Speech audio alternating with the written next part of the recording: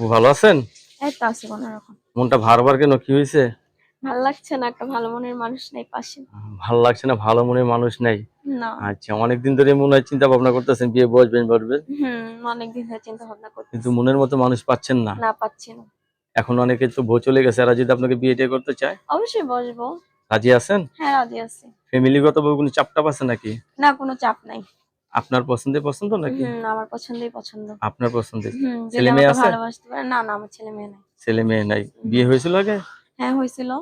আচ্ছা, স্বামী কি হয়েছে?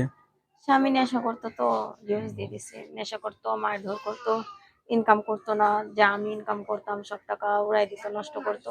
তাই জন্য আমি ডিভোর্স দিয়ে দিছি। এরকম কথা আর চলা যায় না। বাংলা ভাষায় কথা আছে, দুষ্টু গরু থেকে শূন্য গোল অনেক ভালো। অনেক ভালো। আমার মনে হয় আপনি এখনই সুখে আছেন। হ্যাঁ, সুখে তো আছি, কিন্তু একজন মানুষ চাই।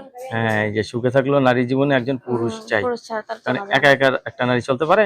না, চলতে পারে না। দর্শক আপুর কথাগুলো শুনলে, আপু অত্যন্ত সরল সোজা মানুষ, আপু জীবন সঙ্গী চাচ্ছে, সবাই আপনার সাথে কথা বলতে পারবে। হ্যাঁ।